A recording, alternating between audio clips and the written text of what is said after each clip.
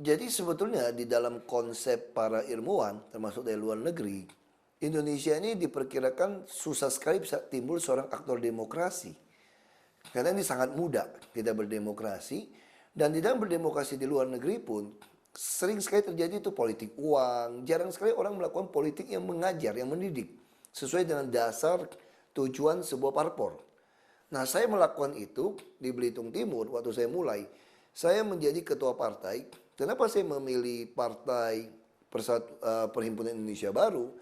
Karena partai-partai yang lain menaruh saya itu di nomor alas sepatu istilahnya. Tidak mungkin saya bisa jadi, karena pada masa itu kita menggunakan nomor urut.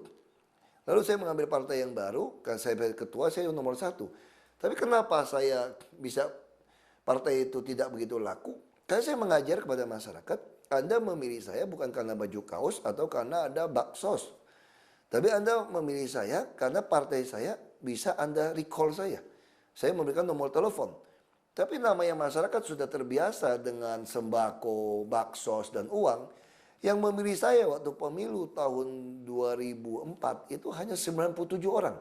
Itu 0,0 sekian persen. Tapi ketika itu saya terpilih dengan suara sisa, saya duduk di DPRD tingkat 2 sebagai panitia anggaran. Masyarakat itu kan sering datang. Nah, yang sering mengumbar-ngumbar janji dan memberikan uang, itu dikejar untuk mendapatkan uang. Makanya pada lari, tidak mau ketemu, bahkan mengganti nomor handphone. Sedangkan saya, karena tidak pernah memberikan, ya saya terima saja masyarakat kalau menyampaikan aspirasi. Dan saya selalu memberikan nomor handphone saya.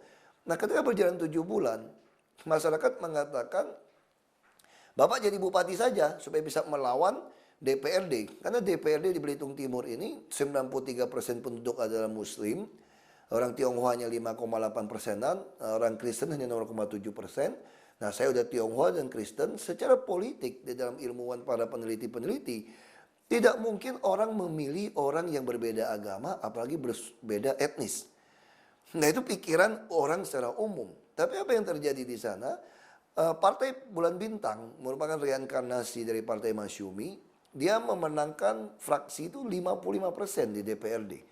Jadi kalau terjadi pemilihan bupati waktu itu melalui DPRD, maka saya tidak akan pernah menjadi bupati. Tapi beruntung sekali pemerintah melakukan suatu proses demokrasi. 2005 ada pemilu kada langsung pertama kali. Lalu saya punya partai, gabung dengan PNBK, kami maju. Waktu maju, kami tidak ada baju kaos, kami tidak memakai jadwal kampanye KPUD. Kami hanya di rumah saja, kami hanya membagikan stiker, gantungan kunci, dan nomor handphone, dan kalender, yang ada nomor handphone saya. Saya katakan pada masyarakat, yang saudara butuhkan, bukanlah sembako atau uang atau baksos kesehatan. Yang saudara-saudara butuhkan adalah hak atas sandang, pangan, papan, pendidikan, kesehatan, dan budaya. Tugas kami adalah menjadi pejabat publik yang melayani, memenuhi kebutuhan saudara, memenuhi otak saudara, kepalanya, perutnya, dan dompetnya. Arti kalau kepala saudara penuh, saudara lebih pintar. Kalau perut saudara bisa penuh, arti saudara lebih sehat. Kalau dompet saudara penuh, berarti ekonomi saudara lebih baik. Nah, saya melamar menjadi pelayan. Ini nomor handphone saya, dan saudara-saudara tahu persis apa yang saya lakukan 7 bulan.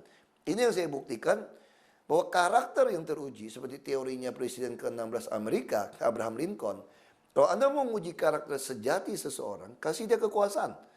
Dan ini, masyarakat tahu persis teori itu, walaupun nggak pernah dengar atau baca. Mereka melihat, yang saya lakukan 7 bulan di DPRD, merupakan karakter teruji, tidak mencuri SPBD fiktif, tidak mencuri studi banding, tidak mencuri waktu, tapi saya terus melayani masyarakat. Karena itu mereka calonkan saya bupati, saya menang. Waktu DPRD hanya dipilih 97 orang tadi, begitu jadi bupati, saya menang menjadi 37,13%. Lalu Partai Bulan Bintang punya calon hanya 21%. Partai Golkar waktu itu, dengan bantuan uang cukup baik, hanya 22%. Artinya, kita masih punya sepertiga masyarakat yang betul-betul yakin, karakter teruji. Lalu ketika saya jadi bupati, saya membuat sebuah sistem, jaminan sosial, jaminan kesehatan dan pendidikan. Ini sesuatu yang kita bikin. Lalu itu bukti janji saya penuhin. Ketika saya calonkan gubernur, masyarakat Belitung Timur telah memilih saya 63%. Nah, hal inilah yang membuat para akademisi termasuk dari Jepang termasuk dari lokal, UGM, ada Undip, Unpad, kirim mahasiswa membuat skripsi, maupun tesis, maupun disertasi, bahkan ada mahasiswa dari Jerman, untuk mempelajari kenapa hal ini terjadi. Saya katakan, bangsa Indonesia jauh lebih pintar berdemokrasi daripada bangsa lain. Dan kita sangat antusias untuk cinta negara. Persoalan kita hari ini, kita tidak pernah ada pejabat yang karakternya teruji. Ketika kita memiliki karakter teruji, Anda berikan makanan, pakaian, sembako, atau uang, Anda ditertawain. Karena bagi mereka, mereka telah menemukan seorang pelayan yang sejati.